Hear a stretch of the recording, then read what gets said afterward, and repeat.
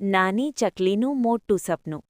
આત્મવિશ્વાસની સુંદર વાર્તા. એક સુંદર જંગલમાં એક નાની ચકલી રહેતી હતી. તેનું નામ હતું ચિંકી. ચિંકી બહુ નાની હતી અને તેની પાંખો પણ બીજી ચકલીઓ કરતાં નાની હતી. જ્યારે બધી ચકલીઓ આકાશમાં ઊંચું ઉડતી ત્યારે ચિંકી થોડી જ ઊંચાઈ સુધી ઉડી શકતી. એક દિવસ ચિંકીએ આકાશમાં ઊંચે ઉડતા ગરુડને જોયો.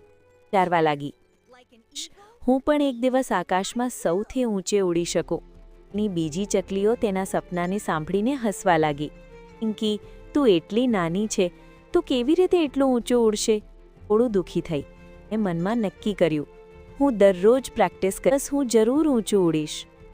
સવારથી સાંજ સુધી ચિંકી મહેનત કરતી. પહેલાંથી થોડી ઊંચાઈ સુધી ઉડતી, પછી થોડું વધુ. ક્યારેક તે પડી જતી, થાકી જતી, પણ હાર માનતી નહીં. એક દિવસ જંગલમાં મોટું તોફાન આવ્યું. બધી નાની ચકલીઓ ડરી ગઈ.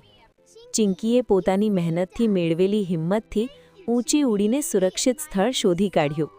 બધી ચકલીઓ તેની પાછળ ઉડી ગઈ અને બચી ગઈ. હવે બધાએ કહ્યું, ચિંકી, તું ખરેખર બહાદુર છે, અમે ખોટા હતા. ચિંકી ખુશ થઈ. તેને સમજાયું કે આત્મવિશ્વાસ અને મહેનતથી કંઈ પણ શક્ય છે. શીખ, મોરલ: જો આપણે પોતાને પર વિશ્વાસ રાખીએ અને મહેનત કરીએ તો નાનું હોવા છતાં મોટું સપનું પૂરું કરી શકીએ.